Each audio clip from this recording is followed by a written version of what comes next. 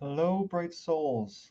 Thank you so much for joining me on Spirit Medicine Podcast.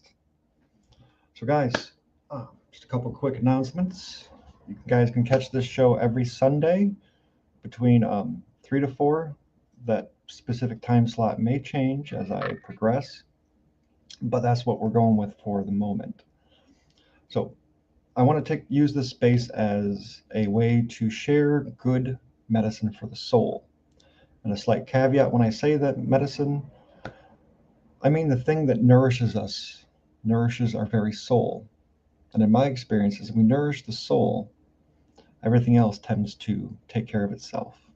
But this is no way means to be medical advice or should be taken as medical advice. As always, if you do have a specific medical question, consult your doctor.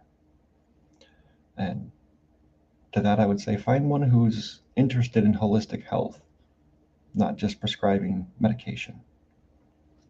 Now, with all of that out of the way, guys, let's get into owl medicine. Who are you, my friends? In just about every culture around the world, we can see how owls play an important part in it. Some cultures believe owls to be a messenger of death and illness and curses or ill omens. And some cultures believe the owl to be a great being of healing and powerful medicine that nurtures not just itself, but the entire collective. And that's one of the things that I find most interesting about owls themselves is in many cultures they are both revered and respected. In the Anishinaabe culture, there are many stories of an owl called Gookooko'oo that is sometimes used to frighten children so they behave themselves. Mothers will often tell their children if they don't behave themselves, that Gookooko'oo will come and take them away. I was just reading a story about a man who was scheduled to have surgery, and when he went into his surgery, when he went in for his scheduled surgery, he told them not to revive him if something were to happen because he'd seen an owl earlier that day while he was out in the woods. So these special beings are super powerful in the fact that they contain the ability to create such a strong emotion within us. So with that, guys, I prepared a little story of how owl medicine can unfold. And I'd love to share that with you. In a time long ago, deep within the vast forests of the Anishinaabe people, there lived a young man named Megigan, meaning wolf. He was strong, quick, and had the heart of a warrior, but he struggled with something no blade or bow could conquer, his own fears. Megigan feared the unknown. He feared the silence of the night, the whispers of the wind, and the shadows that stretched long beneath the moon. Though he was respected among his people, he knew that his heart was restless and searching for something unseen. One evening, as the sun blended into the horizon, Megigan's grandfather, wise old medicine man known as Mishamis, called him to the fire. "Grandson," Mishamis said, "you have the strength of the wolf, but you lack the vision of the owl. Until you learn to see in the dark, you will always fear what you cannot control." And the old man smiled knowingly and pointed towards the trees. "Go to the forest tonight, alone. Do not carry a torch or any weapon. Go with only your heart, and listen for Gookooko'oo, the owl. If you are ready, he will teach you." Now the journey into the darkness.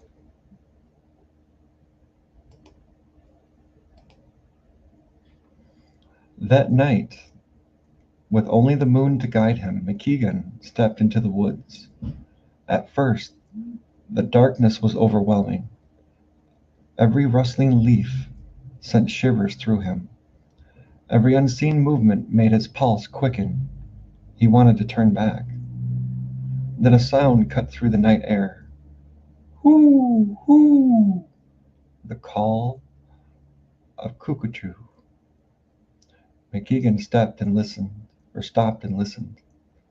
The owl called again, and without knowing why, he followed step by step.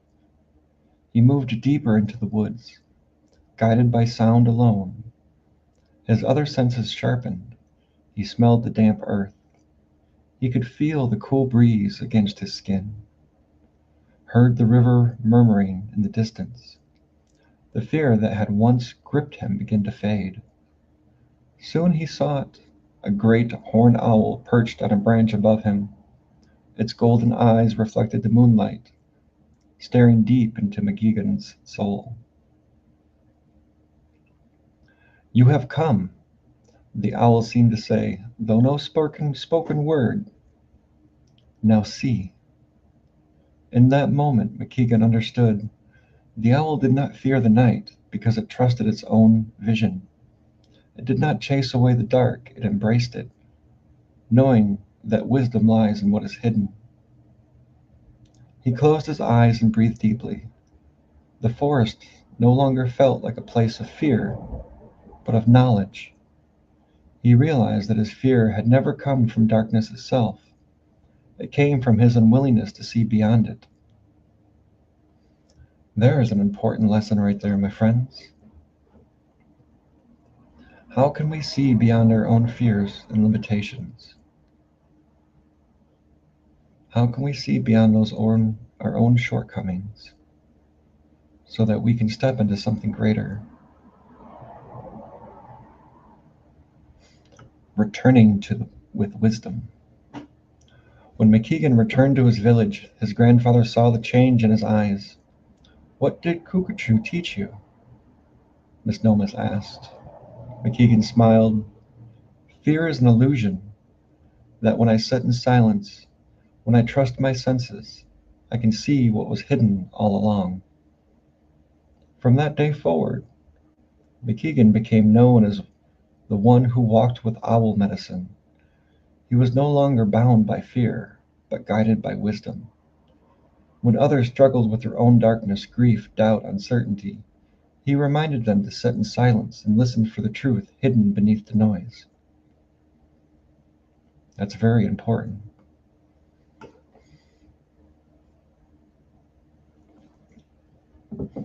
How can we apply owl medicine to our daily life?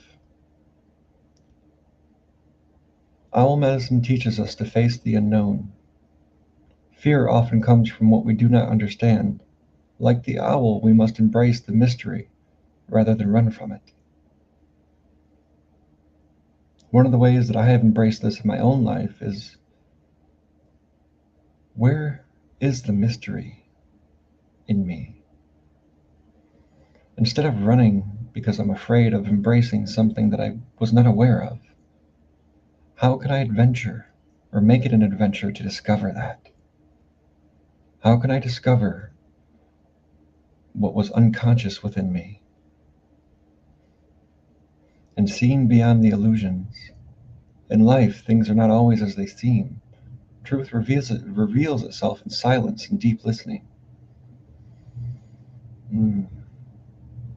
Where or what part of myself do I need to listen to? Is there something within my life that needs my attention and my awareness?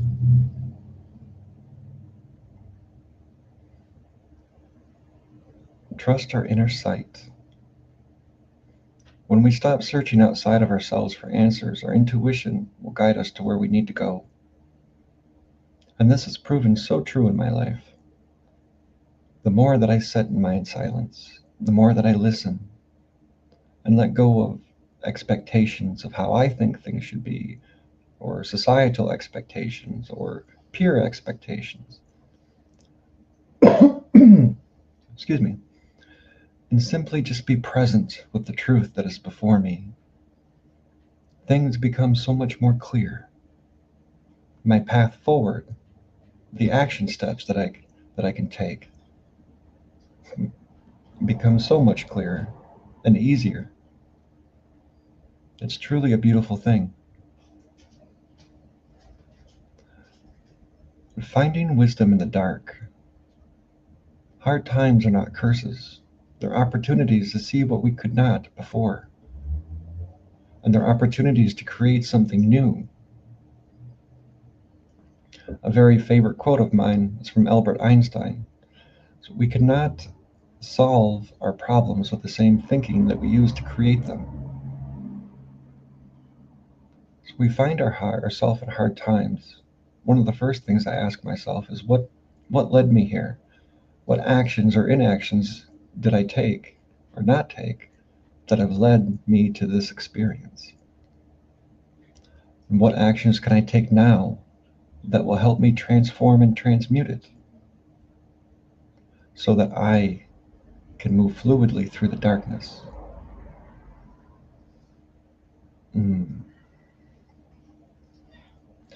So next time you're feeling afraid or lost, I invite you to sit in the stillness, breathe deeply and listen. Gookooko'oo will always guide those who are willing to see. Idaho, my friends. And here's a few journal prompts to help us work with this medicine more fluidly. What parts of my life feel like I'm walking in the dark? What fears arise when I cannot see the path ahead? How can I trust my inner vision to guide me? Think of a time when you faced something unknown. What did you learn from that experience? A very powerful time for me is when I was facing my divorce and becoming a single dad. That opened a whole bunch of unknown things to me. Unknown feelings, unknown thoughts, unknown experiences. For a while, a few months, it was quite overwhelming. But the more that I leaned into that, the more I found my path. That was very interesting. The night that I realized that me and my ex-wife were heading for a divorce, the owl appeared to me. My bed faced my backyard, which there was a deck off the back of my room, and I had a clear line of sight right to the window. That particular night, the curtains were open, and it was a little snowy. It was slightly just kind of dusty. And I looked as I was laying in bed out the window, and it looked like there was a figure on my porch. And it took me a little bit to adjust. Didn't have my glasses on. But when I put them back on to see it more clearly, it was an owl perched on my porch, on the hand railing. It was just sitting there staring at me. And that night I was guided into this dream where I was in this great library studying a book. And my ex-wife appeared to me in that dream and told me that she had fallen in love with someone else and was leaving. To which I told her I knew, and that I wished her happiness on her journey. And in that dream state, it was very easy to say that. So I look at that as how the owl helped me to have that conversation in a way that I could have it without it being overwhelming for me. Because that was not something I could say to her in the physical just yet. And that, my dear friends, is the power of owl medicine. Because that experience was quite healing, not only for me, but for her as well. And it makes life much more fulfilling. What did you learn from that experience? I learned a great deal about myself. I learned about my own resiliency and resourcefulness,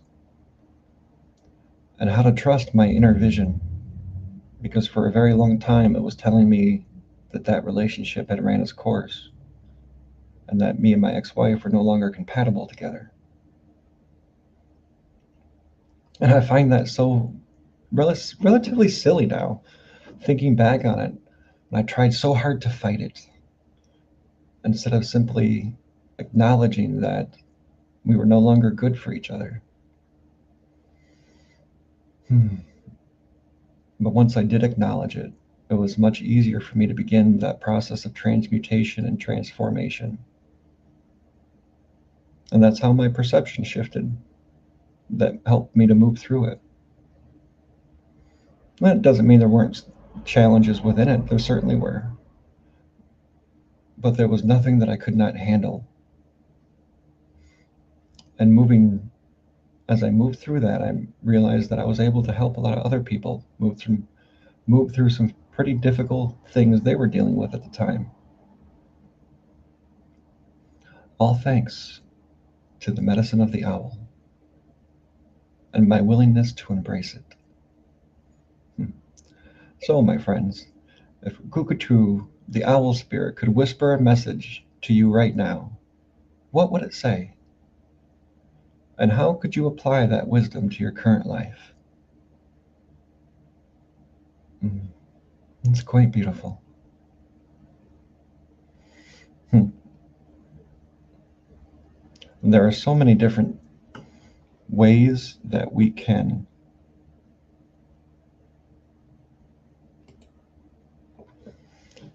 understand ourselves through these different medicines, whether it be the owl, the wolf, the bear. They all contain great wisdom and great healing when we apply these concepts to our life. And in many cultures, those that wear or carry owl feathers is often a sign of having healing abilities. So when I do go out, I have a little pouch. Um, I'm pretty sure it's an owl feather. I found it out in the woods, and when I looked it up, it said it was an owl feather. But I use that when I do grid work and energy healing. I'll place crystals in a grid formation on my client's body, wherever they're feeling block, tension, or pain, and then provide that with hands-on healing and sound healing to help bring that energy body back into a state of balance. Mm. Oh, it's good medicine. It makes me so happy. And it makes me happy to be able to do things like this. That's one of the reasons I study it. So in a way, that's another aspect that owl medicine has taught me, is to embrace the things that I find joy in and that I'm good at as a way to add to the collective and bring healing and balance to the people. Hmm. Very fascinating, my friends. So, what part of you would you like to see? Would you like to see where you're blocked, maybe financially or in your relationships, or maybe in your health? Call on the great owl spirit. Set your intention. A simple incantation that we could use for this is, Great owl spirit, I do ask that you guide me through my own darkness, my own ignorance, and help me to see where it is that I'm standing in my own way. Help me to understand the action and embody the action that will move me forward so that I may live in balance and harmony and walk a good red road. That just lights my heart up. I love that. Thank you, universe. Yes, more, please. I received that fully. Hmm. Hmm. And it's funny, working with the owl like I do, receiving the gift or the illumination in, how do I phrase this? Receiving the knowledge instead of the fear and ignorance is a beautiful mindset shift. In the story, how he talked to where he no longer saw the darkness as something evil, or the forest as something evil at night, but full of knowledge. Knowledge is quite powerful. Has the ability to create and destroy. When we give way to fear, we're giving way to something destructive. But we embrace the knowledge and curiosity. We can understand and see how this knowledge can be used for healing and restoration. That's beautiful medicine, my friends.